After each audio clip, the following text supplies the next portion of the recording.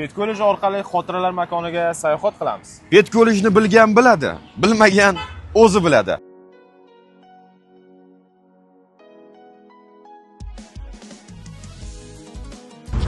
Ortimda turgan insonni taniydiganlar bormi? O'sha bizni yoshligimizdan taniydigan haligi hali ham bet ko'lejda.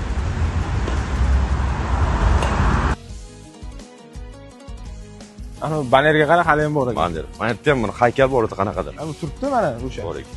Mana shu haykalning yonida, ya'ni mana shu maydonchada har dushanba kuni lineyka bo'lardi. Kim esida? Yozib qoldiring. Bormi? Zo'r davrlar edi. Ha, mana shu yerlarda basseyn bo'lardi qaysi tomonlarda. Eslaringda bormi? Xuddi shu joyda diplom olgan. Biz diplomimizni esa yoshlik to'yxonasida olganmiz. Men musiqa yo'nalishida o'qiganman, 4-korpus bo'lardi, shu yerda o'qiganmiz. Ha, bo'ldi. 3-korpusni ariqda bo'lardi. Yo'q, 3-korpus bu yoqda bo'lardi, orqada bo'lardi. Ha, orqada bo'lardi. Jismoniy tarbiyadagilar o'qirdi. Yotoqxona bilan 3-korpusning o'rtasida yozgi plashotka bo'lardi. Hamstagan zali bo'lardi chapda. Qonunli bo'lsa burchagida, esimda. O'sha davrlar. Yotoqxonada turganlar ham bir olamga. Har doim qiziqtirgan zvonok bo'lgandan hamma basseynning ustida o'tirgan bo'lardi. To'lib turgan, suv bo'lmasa. Ko'rganmisiz suv bo'lgan? Men ko'rmaganman. Sizlarchi basseynda suv bo'lganini ko'rganmisizlar? Qaysi davrda o'qigansizlar? Atmosferani o'zi hozir bir dunyo xotiralarga boy. 1000 marta eshitgandan bir marta ko'rgan yaxshi. Ketaversin. Konsert qachon boshlanar ekan? Ha, xuddi shunday.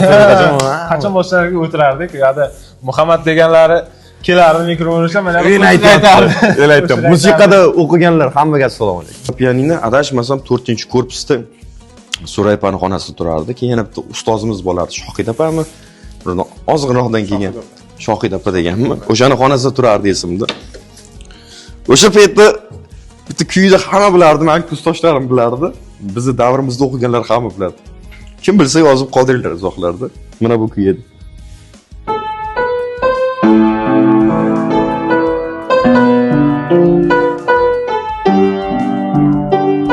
Hamma bilardi biz davrimizda. O'sha payt? Noma. Biz mana shu 2-korpusda zanadan chiqqanda chapdagi xonada o'qirdik. Kuratorimiz birinchi So'rayxon Rahmatova bo'lgan.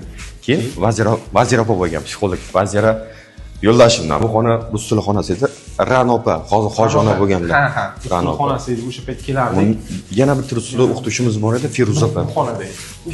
Feruza opa edi, dars o'tardilar. Mana shu xonada edi. Bizga ham Feruza opa o'tganlar dars. Mana bu xonadan esa, mana bu xonadan biz tezroq o'tishga harakat qilardik. Bilintirmay o'tib ketishga. Ko'rib qolmasin deb o'tardik, zo'r davr edi. Hozir mana orqamizda ko'rib turgan odamlar hech o'zgarmagan. Assalomu alaykum. Assalomu alaykum. Salomatsiz?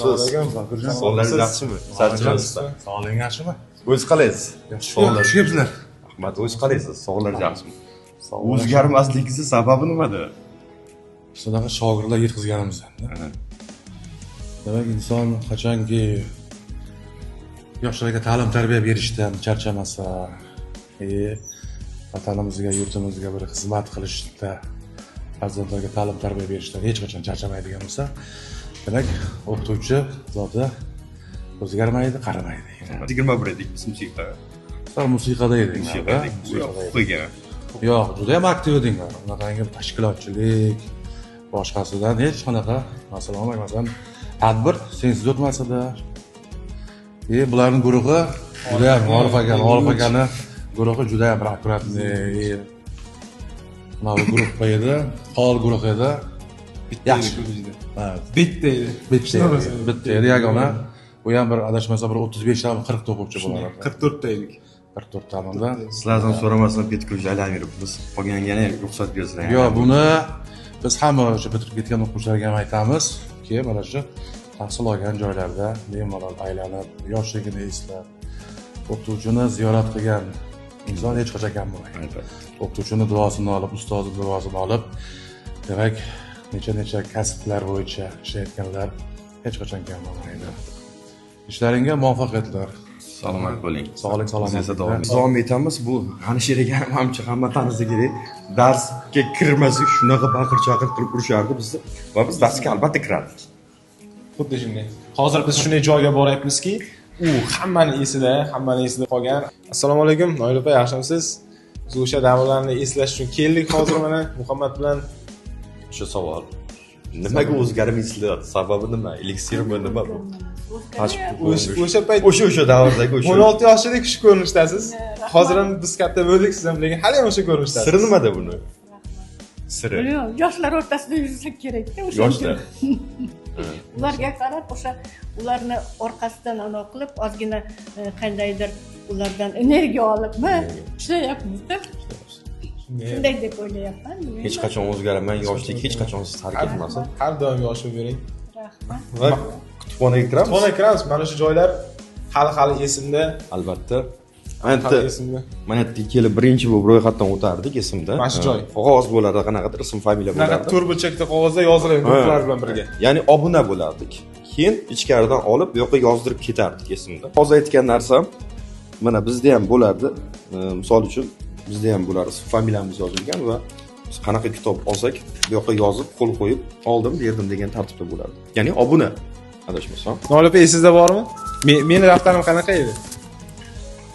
Shuni aytdim, meni kartochkam. O kartochkangiz eng qalin kartochka sizda edi-da. Shunday. Chunki eng faol kitobxon endi ham tadbirlarda faol qatnashardi, ham tadbirlarni chiroyli qilib o'tkazardingiz. Huquqshunoslik yo'nalishida o'qigan nima yigitimiz, men ancha esimda. Javob kitob olib qizlarga berardi. Yig'ilishlar ham o'tkazilgan edi-da, chunki zalimiz katta bo'lgani uchun nima o'sha yig'ilishga kelganlari mana bu yerda очередь bo'lib turardi. Ularga очередь turardi. Ular kelib hayron qolardi. Bu o'quvchilar kitobga turadimi, kitob olishga turadimi deb savol berib ketardi-da. Biz o'sha payt haqiqatan o'qidik, olardik. Kitoblar kerak bo'ladi. Ko'rganimdan xursandmiz ko'rganimizdan. Sog' omon bo'ling, doimo yosh bo'lib yurib nasib etsin. Salomat bo'ling. Rahmat sizlarga. Rahmat Biz sizga. esa biz esa davom etamiz. Aynan kutubxonaga kelib kitob olib ketib, kitobni qaytarib bermaganlar bormi? Sog'larda yozib qoldirdim. Mana shu yerga telefonimni olib qo'ygan payt, aka telefonimni bering yugurardi. Kim esi? Aka telefonimni bering. Biz xuddi shu xonada o'qirdik. 253-guruh talabalari bo'lganmiz. Xonamiz, stollar boshqacha edi. Umuman o'zgarib ketibdi.